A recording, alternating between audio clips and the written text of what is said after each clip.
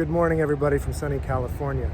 I'm here for the ACT Expo, which is 12,000 people getting together to talk about clean transportation, advanced clean transportation. So think RNG, hydrogen fuel cells, hydrogen, electric trucks, electric vehicles for commercial purposes.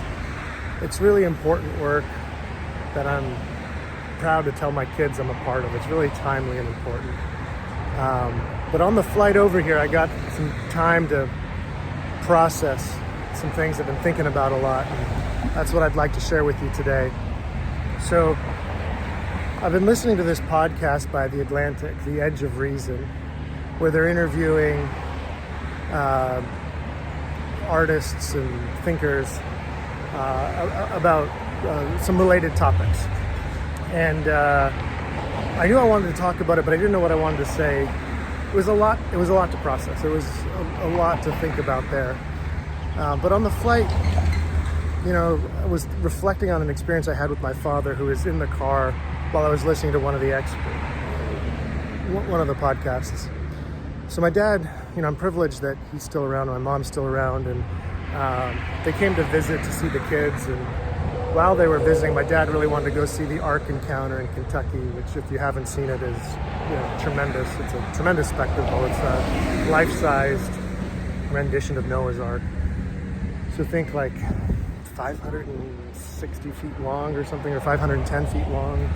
The football field's only, 310 feet long, so substantially larger than a football field.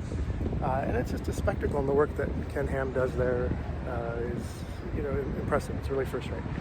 But we're driving back from this, and my dad at this point is 1,000 years old. The park's kind of like a Disney World for Christians, which is kind of funny because I'm right in front of Disney World right now in Anaheim. At any rate, so we're driving back. My dad's 1,000 years old, and so he's tired, and he's falling asleep. And he wakes up and he's like, "What are we listening to?" And so I tell him, and he's like, "The Atlantic. Isn't that magazine that used to be really important and now is just kind of like political propaganda?" And I'm like, "Sort of, but not really." He's like, "Okay," and he goes back to sleep. He kind of wakes up 10 minutes later, and I was listening to the episode with Charles Gain, who's an American, conceptual artist. Did his work he's still active, but even in the 70s, there weren't a lot of black conceptual artists, and so his work's novel and important, and he worked through a lot. But at any rate, they played a piece of music that he wrote, and my dad wakes up for this. My dad's a musician at heart, and he just goes, "Sounds confused to me." Like, okay, Dad. It's actually not a bad way to describe the piece. And at this point, I'm thinking a lot of things at the same time. And all of them are positive. I'm thinking a lot about Charles Gaines, and I'm thinking a lot about my dad. And let's just, do the piece with my dad first. So, my dad wasn't wrong. And I'm thinking, Dad's still kind of got it.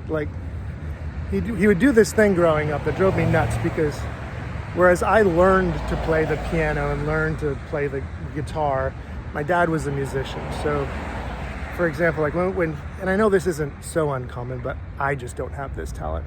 So when he'd be playing the guitar, he could, and he's singing along, right? So he could hear the chord changes and know what the underlying chord was. And if he knew the song, he didn't have to have music. He would just intuitively know what the chord was, underneath the note, and he'd play that, and he could, change the key that he was playing in, and everything be fine, and he never needed music. And it drove me crazy because I could not ever hear, what the chord was underneath it. So, he's 1,000 years old, and I'm just happy to be with him, and he's still got it musically. But at the same time, I'm thinking, my goodness, he proved Charles Gaines' point in the podcast pretty spectacularly. And what Charles Gaines was, one of the things he was saying was that he was responding to this 20th century movement that would say art does not need to be and should not be explained. It should stand on its own. You take away from it if you explain it. It should not moralize. It should not try to teach. Yeah, and look, art always tried to make a point, but there was this movement in the 20th century that was like really against explaining it and the moralizing of it. And so his point was, look, art should be explained, and particularly the conceptual art that he does. And if you explain it, you'll have a greater appreciation for it and a greater sense of its beauty. And so, what I didn't tell my dad was the work that he was listening to was actually algorithmically transcribed from words. So Charles Gaines had this system of each letter in a word would correspond, kind of like Bach did, to a note, like A through H would be notes, and then the rest of the letters were assigned to other things, and the spaces in between words would be rests, pauses, and he made this system for transcribing words into music, and then he would apply this to works that he thought were really important. And the way that the installation goes is you'd have someone on the piano, playing the piece with, I'm going to turn around, all the traffic's getting a little busier, all the words in the background being projected onto a white screen. And in that kind of sense, it's a much more meaningful work, and understanding what he's doing, understanding that this was algorithmically transposed, it heightens your sense of the beauty of the piece. Now, are you going to listen to this instead of the Goldberg variations when you're studying? No. Was it meaningful to me, to see the words on the screen and someone playing the piano and know what was going on? Yeah, I'm going to remember that for a really long time, and it made me consider the words a whole lot more. So, look, my hope is that if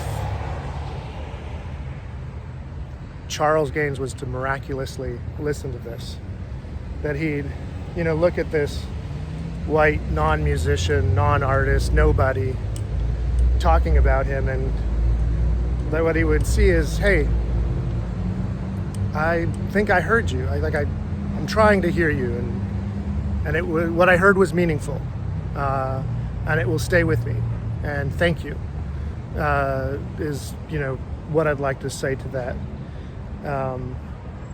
I had one other experience, really deep experience in that kind of vein of when I understood a piece, it really changed my perception of it. And it was at an alumni event for my university that I went to.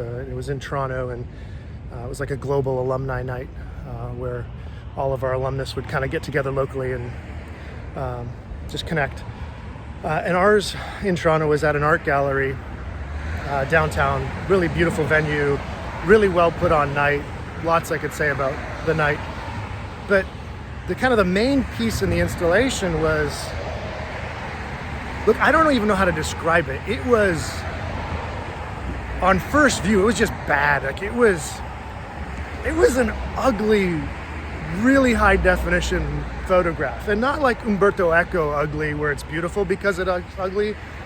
It was just like, you'd look at this and go, what am I looking at, and why am I looking at this, and who's wasting my time?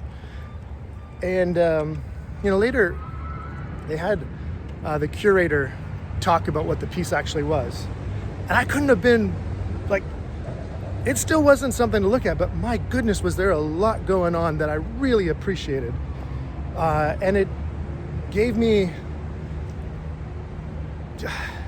it just became meaningful. So what the work was, is it was like a really high definition photograph of like this hillbilly heaven, watering hole, like just this pond with ugly white plastic chairs all around it and a really decrepit little dock, and like it was just it was clearly composed and there was a lot going on, but it was like, why would you compose this image? It was strange to me. And then when the curator got on, he said, look, you probably think that this is just someone snapping a quick picture, of a bad vacation, but you couldn't be more wrong. This is actually, and I forget what the exact number was, like 15 or 20 or 50 separate photos. And again, this was like a lot of years ago, right? So this was hard to do at the time. They were merged together. So each like little square was a separate photo, and they all kind of merged together really, really well. And you couldn't tell. Like you thought it was just one picture, but it was actually like, let's say 50 individual high definition photographs that were put together to make it look as one. But that wasn't all. It was also talking back to and having a conversation with previous artists, and I should have really done the research to remember who the classical artist was that he was referring to, and I'll look it up and I'll put it in the comments. But there was this classical painter who made 3 paintings that were going to 3 different places, and he changed one thing in every painting. Something was there or something was omitted, and it was meaningful as to what it was. And what the actual context is I've forgotten now, but that thought really stuck with me. And this modern artist did the same thing, where this very mundane image, he made 3 of them, and they were all different in an important way. And this was now, well, like 15 years ago, and I've forgotten the artist's name and I've forgotten a lot of the details, but that experience, stuck with me. And when I was listening to Charles Gane talk about, hey, you really kind of should explain what's going on in the work, and it'll heighten your experience of it, I think he's right.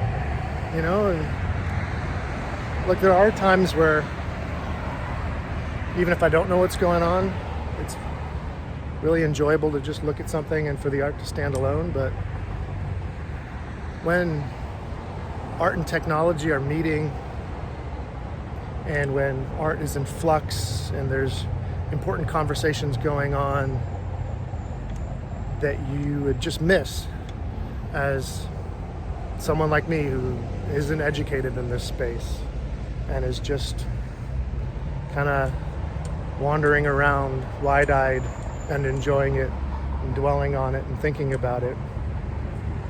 Thank you for some meaningful experiences. Hope to see you all soon. Bye.